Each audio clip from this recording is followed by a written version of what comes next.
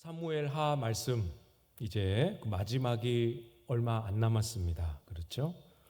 다윗의 인생 여정도 막바지를 향해 빠르게 달려가고 있습니다.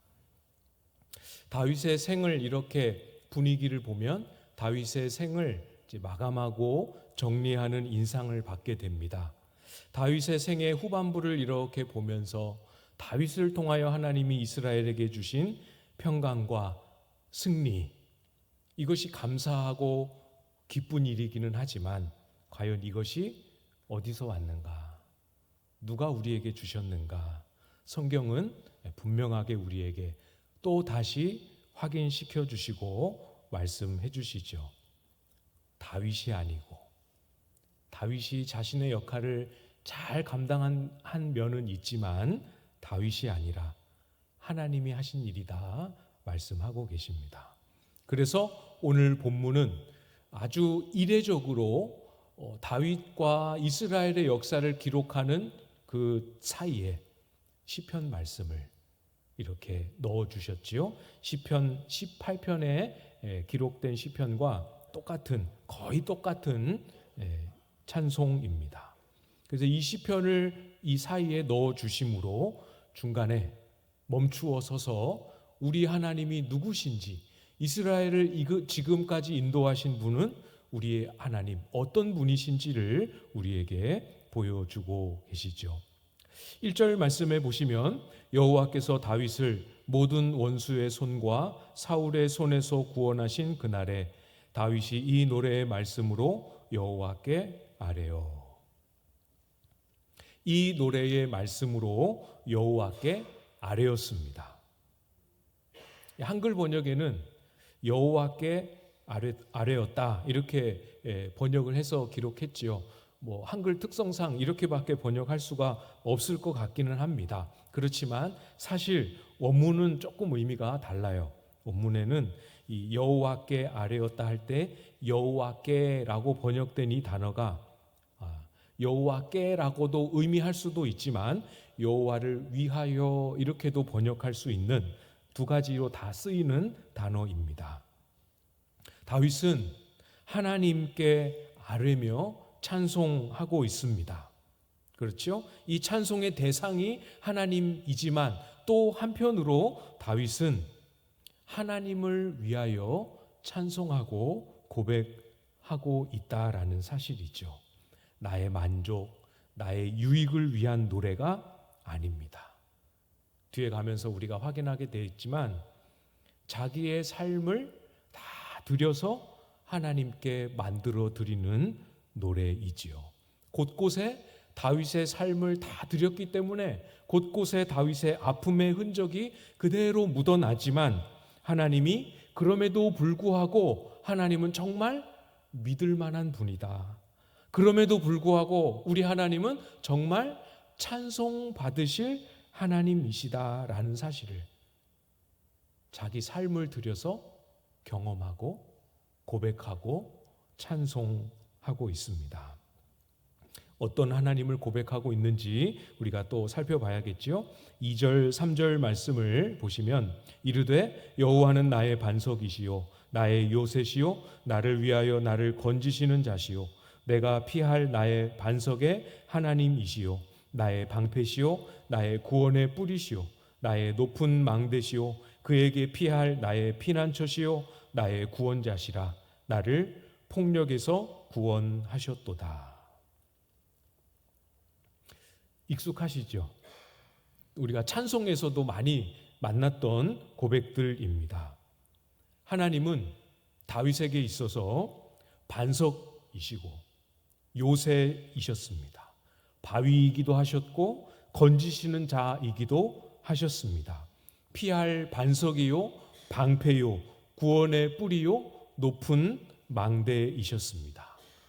피난처이기도 하셨고 구원자이기도 하셨지요.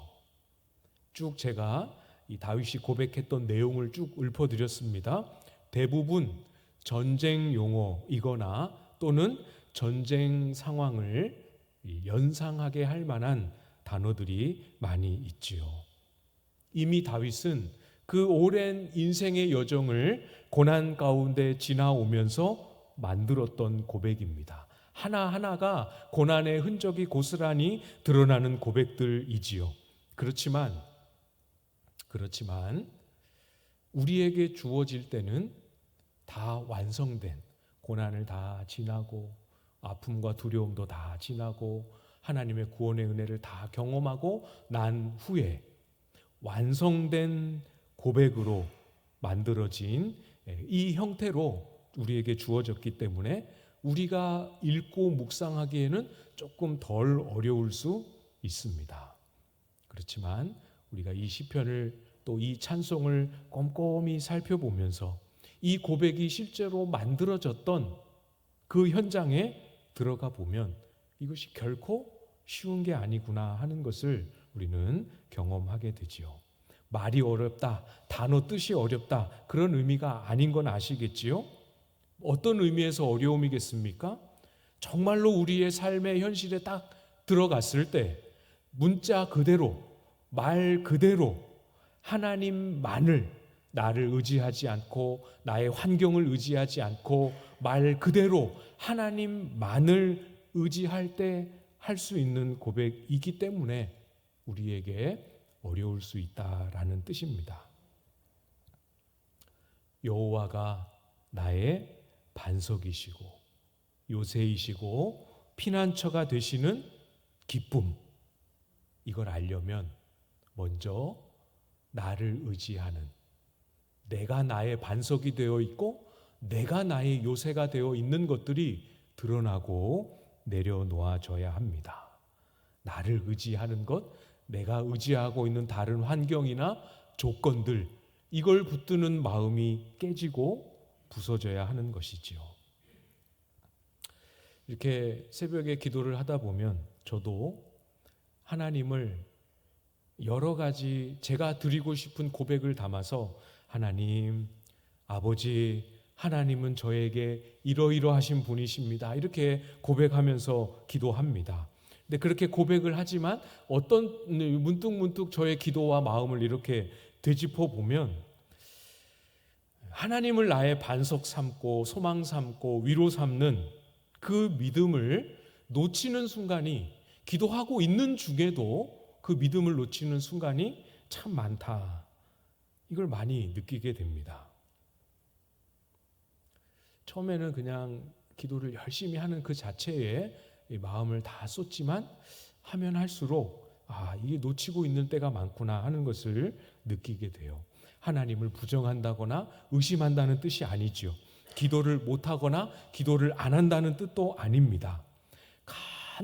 간절히 하나님을 부르고 하나님께 간구하고 있는 그 동안에도 내 믿음의 시선, 내 마음, 하나님을 바라보지 못하고 그 믿음의 시선이 자꾸 하나님에게서 다른 것으로, 다른 방향으로 이렇게 미끄러질 때가 참 많이 있구나 하는 것을 느끼게 됩니다. 그런 걸 느낄 때마다 여지없이 하나님이 그러시는 것 같아요. 나를 믿으라, 나를 믿으라, 이렇게 말씀을 주시는구나 하는 것도 동시에 느끼게 됩니다. 여러분은 어떠신가요? 하나님을 신뢰하는, 의지하고 기대하는 마음. 우리는 때때로 나한테 그래도 조금은 믿을 만한 구석이 있지 않나, 이렇게 착각 아닌 착각을 합니다. 그래도 내가 이만큼 신앙생활했고, 그래도 내가 이렇게 저렇게 섬기고 있고, 그래도 내가 이만큼 기도하고 있고, 그런 자신을 이렇게 들여다보면서 때때로 자만하고 만족스러워하지요. 그런 마음 가져본 적 있으시죠? 반대도 있습니다. 정반대도. 나한테 이렇게 들여다봐도 믿을 만한 구석이 너무 없어요. 너무 그래 잘하고 있구나 할 만한 것이 너무 안 보입니다. 그래서 나는 도대체 왜 이럴까 자책하고 또 낙심하면서 좌절하게 되기도 합니다. 첫 번째 말씀드린 것과 두 번째 말씀드린 것 모양은 정반대고 완전히 다르지만 똑같은 공통점이 있습니다. 하나님을 주목하지 못하고 만족하나 불만족스러우나 자기 자신을 바라보고 있다라는 점에서는 똑같지요. 실상은 두 가지 경우 다 내가 반석이 되고 있고 내가 요새가 되어 있는 모습을 그대로 드러내고 있지요. 여러분, 인생을 많이 살아오셨기 때문에 경험해 보신 일이 있으시리라 생각이 됩니다. 인생이든 가정이든 신앙이든 교회이든 내가 한번 잘 해보겠다라고 손으로 움켜쥐고 부여잡으면 잡을수록 이상하게 틀어지고 이상하게 망가지고 하는 것들 경험해 본 적 있지 않으십니까? 정말 그렇지요? 진짜로 오늘 말씀 문자 그대로 하나님 믿고 맡기십시오. 그것이 우리가 가야 할 길입니다. 하나님은 다윗에게만 아니라 저와 여러분에게도 반석이 되어주시고 요새가 되어주시기를 원하십니다. 그렇게 하시기를 기대하십니다. 기뻐하십니다. 그래서 성경은 반복해서 자주 우리에게 명령하시지요. 무엇을 명령합니까? 시편 37편에 이렇게 말씀합니다. 내 길을 여호와께 맡기라. 그를 의지하면 그가 이루신다. 베드로전서 5장 7절에는 또 이렇게 명령합니다. 너희 염려를 다 주께 맡기라. 이는 그가 너희를 돌보심이라. 잠언에서는 또 이렇게 말씀합니다. 너희 행사를 여호와께 맡기라. 그리하면 내가 경영하는 것이 이루어지리라. 내 짐을 여호와께 맡기라. 그가 너를 붙드시고 의인의 요동함을 영원히 허락하지 아니하시리로다. 여러분 마음에 있는 그것 하나님께 내어놓고 맡겨드리십시오. 하나님이 기꺼이 아주 기꺼이 우리의 반석이요 피난처가 되어주실 것입니다. 하나님께 맡기십시오. 맡길 때에만 하나님께 정말 내 마음에 이 짐이 맡겨지고 내 마음에서 탁 하나님 손으로 옮겨질 때에야 비로소 하나님을 위한 이 찬송의 노래가 우리의 심령에도 살아나게 될 것입니다. 이어서 4절 말씀 보도록 하겠습니다. 4절 말씀 보시면 내가 찬송 받으실 여호와께 아뢰리니 내 원수들에게서 구원을 받으리로다. 4절에 넘어와서는 다윗이 하나님을 향하여 어떤 표현으로 고백하고 있습니까? 찬송 받으실 여호와입니다. 하나님은 항상 그리고 반드시 다윗의 목소리를 들으십니다. 들으시고 그의 수렁으로부터 그를 건져 주시는 분이십니다. 그것을 다윗은 죽음의 위기를 수차례 겪으면서 그 위기를 통과하면서 경험하게 된 것이죠. 그런 죽음의 위기를 지나고 그 죽음의 위기에서 건지시는 하나님을 경험하고 보니까 지금 내가 죽음의 위기를 지나고 있더라도 내가 해보니까 죽음의 위기 속에 내가 놓여 있어도 내가 평탄한 상황 가운데 있어도 똑같이 하나님은 찬송 받으실 하나님이시구나. 하나님은 찬송 받으실 분이심에는 변함이 없구나 하는 것을 지금 4절에서 고백하고 있지요. 내가 잠시 절망을 만나도 잠시 시련을 만나도 그래서 내 마음에는 하나님을 향한 찬송의 고백과 찬송의 노래가 다 사라지고 없어도 그래도 우리 하나님은 찬송 받으실 여호와이십니다. 왜 그런지를 우리가 잊지 않아야겠지요. 하나님을 찬송할 수 있는 능력이, 믿음이, 내용이 내 속에 있어서 하나님을 찬송할 수 있는 것이 아닙니다. 내 형편이 하나님을 찬송할 만한 평탄한 환경이어서 찬송받으실 여호와다 이렇게 고백하는 것도 아니지요. 하나님이 어떤 삶에 처할지라도 하나님이 변함없이 찬송받으실 여호와이신 것은 하나님이 신실한 분이시기 때문에 그렇습니다. 언제나 우리의 부르짖음을 귀 기울여 들으시고 언제나 우리의 부르짖음을 따라서 응답하시고 우리를 건져주시는 신실하신 하나님이기 때문에 그 하나님의 신실하심을 우리가 알고 붙잡고 있기 때문에 내가 어떤 형편에 놓이든 하나님은 찬송받으실 여호와입니다라고 고백할 수 있는 것이죠. 오늘 시편에 다윗이 어떤 형편 속에 있는지 한번 보십시오. 5절과 6절을 보면 그의 형편을 짐작해 볼 수 있습니다.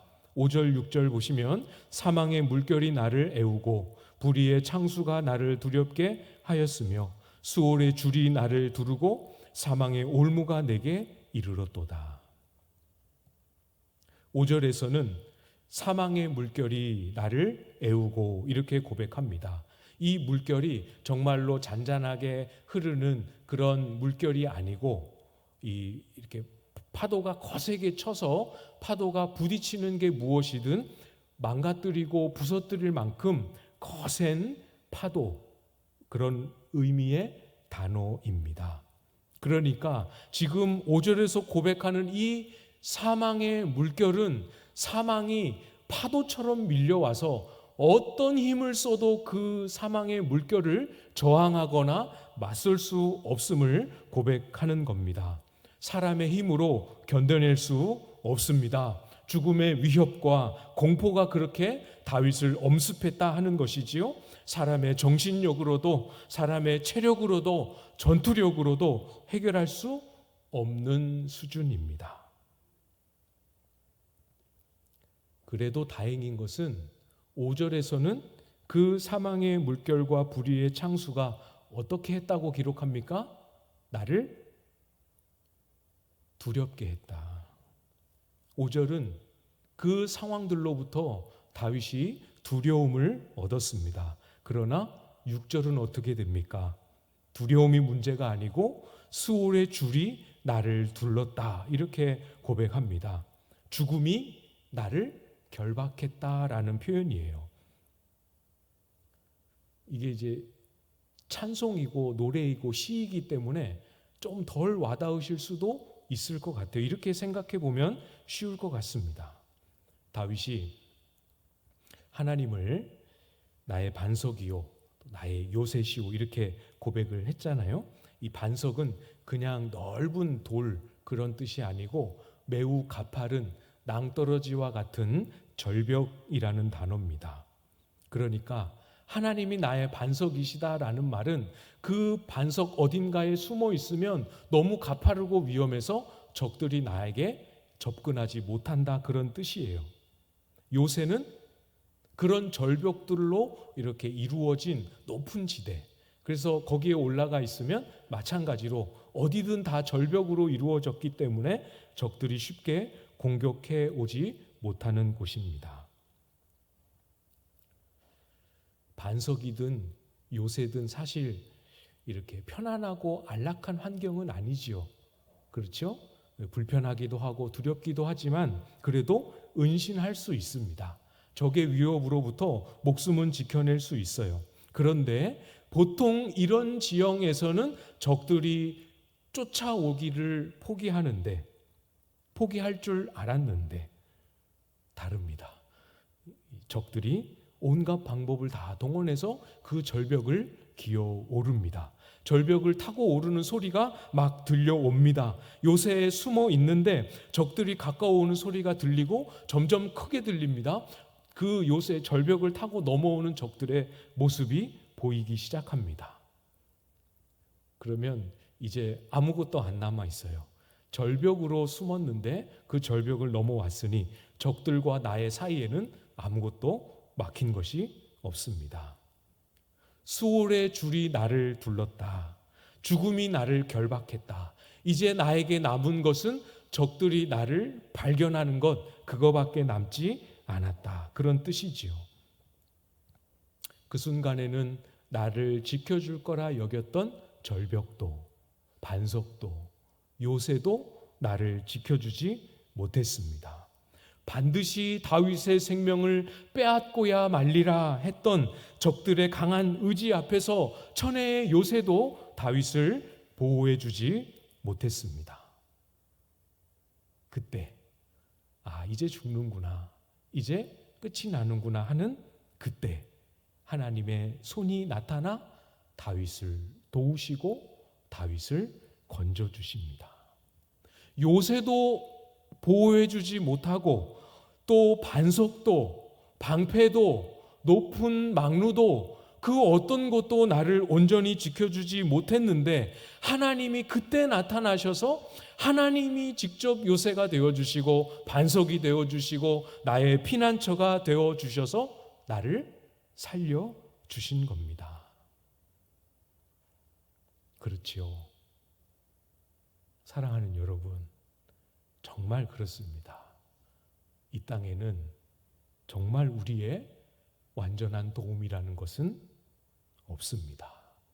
만족스럽다가도 실망스럽고 도움이 되다가도 해가 되고 정말 나를 도와줄 수 있을 것이라 해결해 줄 수 있을 것이라 기대했는데 여지없이 실망하게 되고 적들과 나의 사이에는 아무것도 남지 않은 그 절박한 순간에도 하나님만큼은 우리의 도움이 되어 주십니다. 죽음이 다가와 우리를 결박하는 그 순간에도 하나님은 저와 여러분의 구원이십니다. 기억하십시오. 마음에 잘 새기고 붙잡으십시오. 그런 하나님이시기 때문에 실망스럽고 낙심스러운 순간에도 여전히 우리 하나님은 찬송받으실 여호와이시지요. 이어서 또 본문으로 돌아가서 7절 말씀을 보도록 하겠습니다. 내가 환난 중에서 여호와께 아뢰며 나의 하나님께 아뢰었더니 그가 그의 성전에서 내 소리를 들으시며 나의 부르짖음이 그의 귀에 들렸도다. 내가 환난 중에서 이렇게 고백하지요. 이제 이 환난이 그냥 그렇게 만만한 환난이 아니구나 하는 것을 우리는 충분히 확인했습니다. 그렇지만 그 환난 중에도 하나님은 여전히 찬송 받으시기에 합당한 여호와이십니다. 그래서 무엇을 합니까? 그 하나님을 찾고 그 하나님을 부르며 그 하나님께 아뢰입니다. 여호와께 아뢰며 나의 하나님께 아뢰었더니 두 번이나 반복하고 있지요. 아뢰고 또 아뢰고 부르짖고 또 부르짖습니다. 하나님은 그 계신 성전에서 다윗의 소리를 들으십니다. 여기서 성전은 예루살렘 성전을 의미하는 게 아니고 하나님이 거하시는 거처, 그곳을 의미하는 거죠. 하나님은 어디에 계셔도 들으십니다. 하나님은 우리의 목소리가 아무리 낮고 미천한 부르짖음이라 할지라도 하나님은 귀 기울여 들으십니다. 그래서 하나님은 찬송 받으실 여호와이시지요. 저와 여러분에게도 귀를 기울이고 계십니다. 안 보여도 안 느껴져도 왜 이렇게 응답하시지 않으시나, 왜 이렇게 대꾸하지 않으시나 싶어도 틀림없이 변함없이 한순간도 놓치지 않고 우리 하나님은 저와 여러분에게도 귀를 기울이고 계십니다. 8절 이하부터 보시면 하나님의 초자연적인 임재하심과 개입하심을 노래합니다. 하나님의 진노하심, 크고 두려운 모습으로 강림하심, 이런 모습을 쭉 기록하고 있지요. 그 중에서 18절 말씀을 우리가 같이 좀 보면서 마무리를 하면 좋을 것 같습니다. 18절 말씀 같이 한번 읽어볼까요? 18절 시작. 나를 강한 원수와 미워하는 자에게서 건지셨으며 그들은 나보다 강했기 때문이로다. 아멘. 하나님께서 다윗을 원수의 손에서 건지신 또 다른 이유를 고백하고 있습니다. 하나님이 신실하시기 때문에, 구원자이시기 때문에, 찬송받으실 여호와이시기 때문에, 나에게 귀를 기울이시고 들으시는 하나님이시기 때문에 건지셨지만, 또 한편으로 하나님은 나를 무엇 때문에 건지셨다 고백합니까? 그들이 나보다 강했기 때문이로다. 원수가 달려오는데 그냥 봐도 나보다 강합니다. 나에게는 무기도 없습니다. 이길 힘도 능도 없습니다.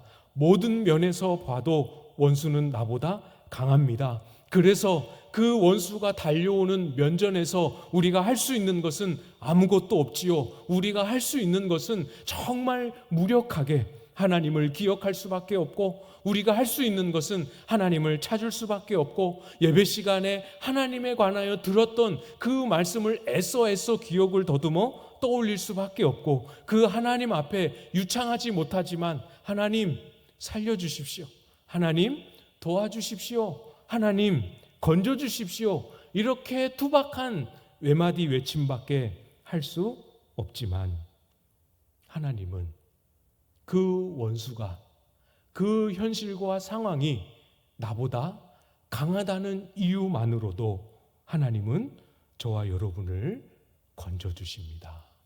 우리를 들으시고 응답해 주십니다. 이 고백이죠.